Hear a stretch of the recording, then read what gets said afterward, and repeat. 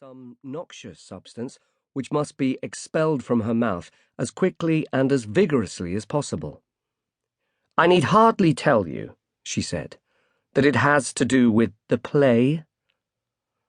This information struck the headmaster as being, on the whole, more cheering than he had dared to hope. For some years past, the Castrevenford High School for Girls had cooperated with Castrevenford School itself in the production of a speech day play. It was a tradition fruitful of annoyances to all concerned, the only palliating circumstance being that these annoyances were predictable and ran in well-worn grooves.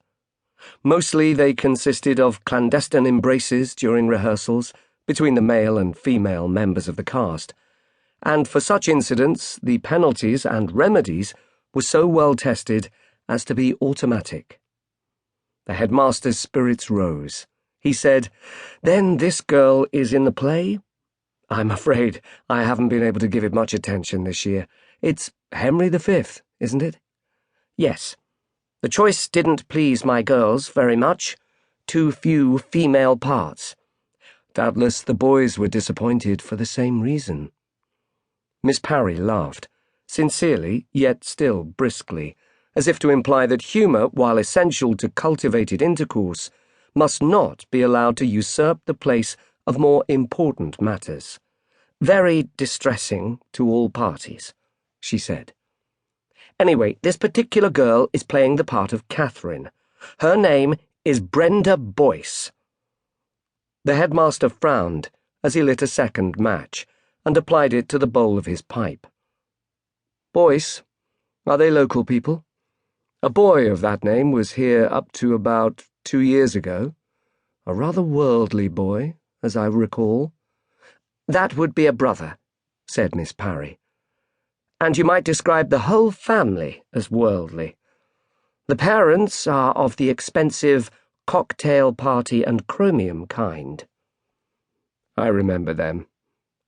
The headmaster deposited the spent match delicately in an ashtray, surmounted by a silver elephant.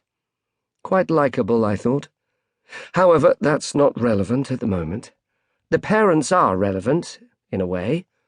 Miss Parry sat back and crossed her sturdy, uncompromisingly utilitarian legs.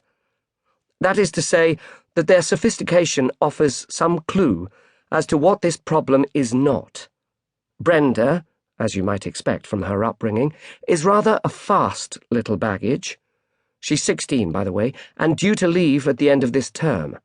And a pretty child into the bargain. She is not, therefore, likely to be upset by any demonstration of, youthful erotism."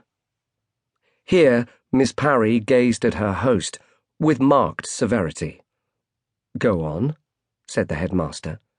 He was aware that Miss Parry required no encouragement from him, but conversational silences, even when motivated by the mere necessity of drawing breath, must, out of ordinary courtesy, be bridged somehow.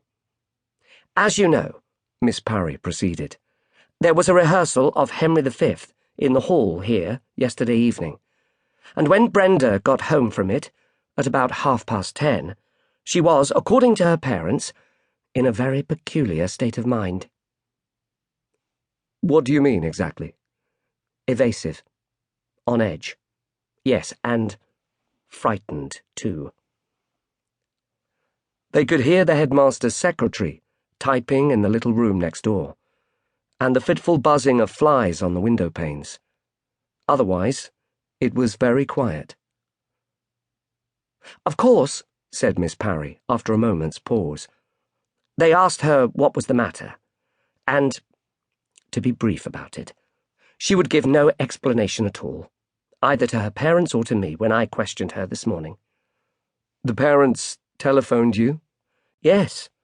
They were evidently worried, and that, Dr. Stanford, is what worries me. Whatever their faults, they aren't the sort of people to make a fuss about nothing."